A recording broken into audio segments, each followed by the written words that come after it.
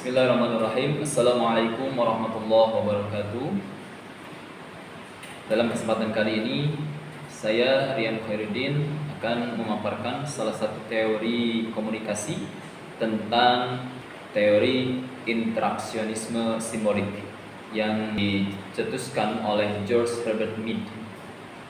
Baik, untuk sejarah perkembangan interaksionisme simbolik ini dikembangkan di dua universitas di Amerika Serikat. Yang pertama, the University of Iowa yang ditokohi oleh Manford Kuhn. Kemudian yang kedua, the University of Chicago yang dipelopori oleh dua tokoh besar, yang dua nama ini adalah tokoh pragmatis dalam ilmu filsafat, yaitu John Dewey dan George Herbert Mead.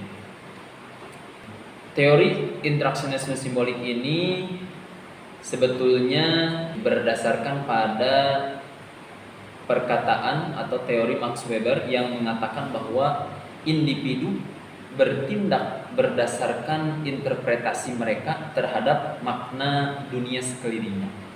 Kemudian salah satu tokoh, George Herbert Mead ini mengajar bagaimana interaksionisme simbolik kepada mahasiswa. Tetapi George Herbert Mead ini tidak sampai membuat buku, tidak sampai menyelesaikan studi S3-nya. Kemudian muncullah salah satu muridnya, Herbert Blumer.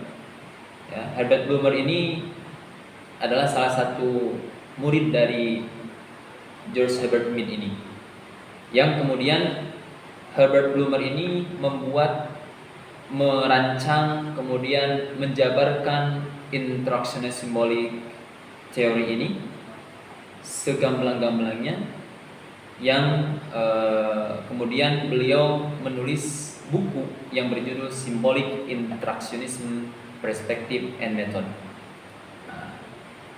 Dalam teori interaksionisme simbolik ini ada 7 asumsi menurut Herbert Blumer. Mungkin dalam buku yang lain dijabarkan atau dirincikan menjadi 3 tema besar. Tapi dalam kesempatan ini saya akan langsung saja, ada 7 asumsi dasar menurut Herbert Blumer dalam teori interaksionisme simbolik. Mari kita bahas satu persatu asumsi dasar berikut dengan contoh kasusnya. Yang pertama, manusia bertindak terhadap manusia lainnya berdasarkan makna yang diberikan orang lain pada mereka. Sebelum kita membahas asumsi yang pertama, perlu ditekankan bahwa interaksi yang dinamakan interaksi itu adalah sebagai suatu rangkaian pemikiran dan perilaku yang dilakukan secara sadar antara rangsangan dan respon terhadap rangsangan tersebut. Jadi kalau misalkan orang berinteraksi tetapi orang itu tidak sadar, misalkan dia bermimpi kemudian mengigau, kemudian dijawab oleh orang yang ada di sebelahnya, itu bukan termasuk interaksi. Atau misalkan orang yang dihipnotis, kemudian dia menyatakan cinta, sebagaimana di acara televisi yang menghipnotis salah seorang artis, kemudian dia mengungkapkan cintanya kepada seorang orang itu, ya. Maka ini bukan termasuk interaksi. Jadi interaksi itu harus dilakukan secara sadar oleh orang itu.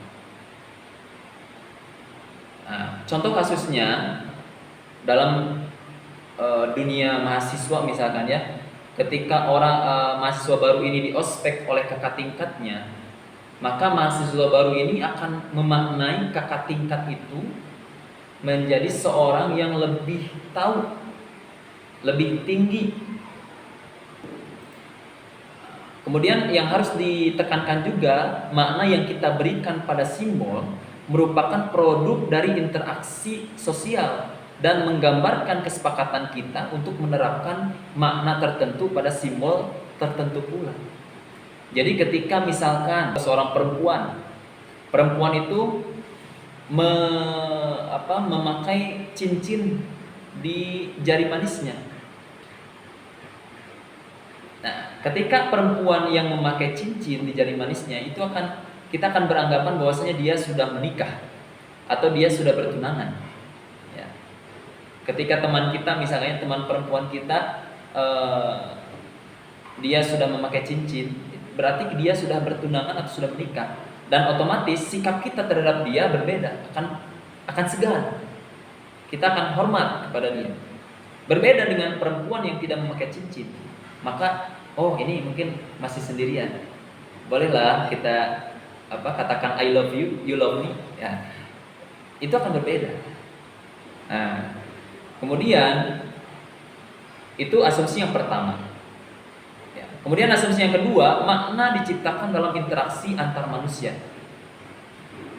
Makna ini dapat ada hanya ketika orang-orang memiliki interpretasi yang sama terhadap simbol yang mereka pertukarkan. Jadi ketika kita katakan sebuah kamera itu tidak ada maknanya bagi seorang petani.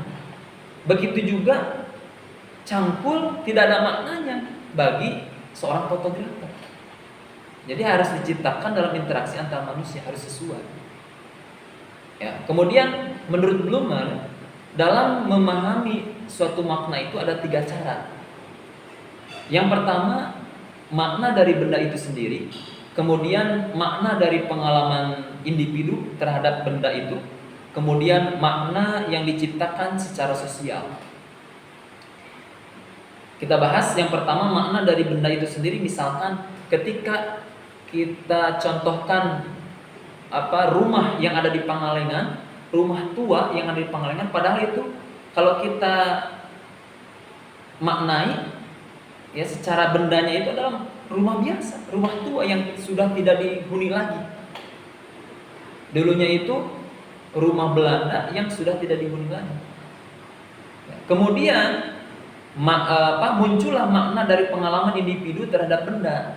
Ketika orang itu menonton film hantu berjudul Pengabdi Setan, melihat rumah yang ada di Pangalengan itu, itu ternyata sudah dipakai syuting film Pengabdi Setan. Berarti dia memaknai rumah itu adalah rumah yang angker, yang ditakuti, dipakai syuting film Pengabdi Setan. Kemudian orang lain juga menganggap seperti itu,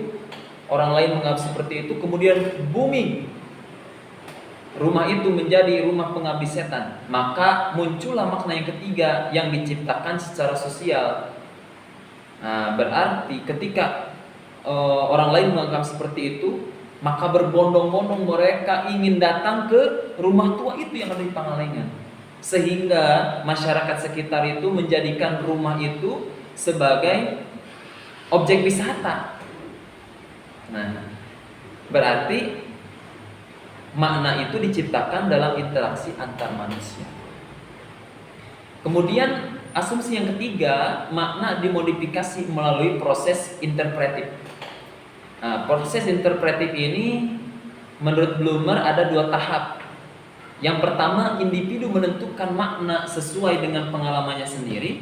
Kemudian individu membandingkan makna berdasarkan orang yang diajak komunikasi. Yang pertama, misalkan ketika orang yang mengatakan, misalkan pasangan kita mengatakan, sayang, aku lapar, kepada pasangannya. Kalau misalkan pasangannya itu bisa memahami, maka dia akan mengajak, yuk kita makan di rumah makan atau di restoran.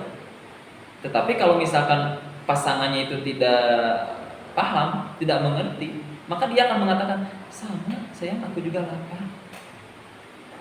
Sontak mungkin pasangannya mengatakan, ih kamu gak pengertian amat sih jadi orang, ajak ke aku makan. Itu mungkin ya sesuai dengan pengalamannya sendiri. Kemudian yang kedua, individu membandingkan makna berdasarkan orang yang diajak komunikasi. Makanya ketika kita berkomunikasi dengan orang lain, menyampaikan sesuatu itu harus yang mudah dipahami, jangan yang menimbulkan persepsi untuk diri sendiri. Asumsi yang keempat, individu-individu mengembangkan konsep diri melalui interaksi dengan orang lain. Nah, konsep ya atau misalkan asumsi yang keempat ini mulai masuk kepada ranah diri sendiri. Konsep ini atau konsep diri kita ditentukan oleh interaksi kita dengan orang lain. Sebagai contoh misalkan ketika kita bertanya siapa saya? Saya adalah seorang guru. Nah, kemudian siapa yang memberi gelar guru kepada Anda? Ya. Apakah diri sendiri? Tentu tidak. Guru itu disematkan ketika kita menjadi sosok guru. Maka orang lain akan menganggap kita sebagai guru. Asumsi yang kelima ini adalah konsep diri memberikan motif yang penting untuk perilaku. Jadi melalui konsep diri tadi, ketika kita disematkan guru, disematkan mahasiswa, disematkan sebagai lulusan sarjana, itu akan memberikan motif dalam perilaku kita sehari-hari. Ya, sebagai contoh kasus misalkan seorang mahasiswa yang mungkin akan meminta uang kepada orang tuanya karena dia beranggapan masih dibiayai orang tuanya. Berbeda ketika kita sudah menjadi sarjana, maka akan memikir dua kali ketika kita meminta uang kepada orang tua kita. Ya. Kemudian asumsi yang keenam, orang dan kelompok dipengaruhi oleh proses budaya dan sosial. Nah, jadi ketika kita berperilaku, misalkan memakai pakaian atau berbicara sesuatu atau update status, itu akan dibatasi oleh norma-norma yang ada, oleh norma-norma sosial, oleh norma agama atau negara. Itu akan membatasi perilaku individu. Seperti halnya ketika kita memakai pakaian, sebetulnya kita nyaman memakai kaos. Sebetulnya kita nyaman memakai celana sontol, ya, ke orang lain. Tapi ketika kita pergi ke kuliah, kan ada norma-norma aturan tersendiri. Kita tidak boleh memakai kaos kemudian sontol ke kampus. Ya minimal memakai kaos berkerah, kemudian celana panjang, ya, kemudian memakai sepatu.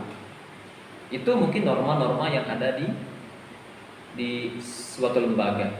Dan yang terakhir, struktur sosial dihasilkan melalui interaksi sosial. Sebetulnya yang asumsi yang keenam ini ekstrim menurut saya.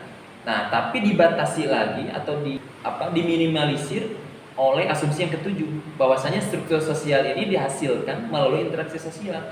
Tentunya ketika kita menerapkan norma-norma itu kan dihasilkan oleh interaksi sosial, ya, yang kita utarakan, ya. Ketika kita misalkan di suatu lembaga, hari Senin misalkan kita harus memakai kemeja merah atau kemeja ungu tadi. Ternyata di hari Senin itu ada acara senam bersama. Apakah kita masih harus memakai kemeja ungu itu? Tidak. Nah, melalui interaksi sosial akan menghasilkan struktur sosial. Kita akan mengikuti sesuai dengan interaksi sosial atau interaksi bersama orang lain.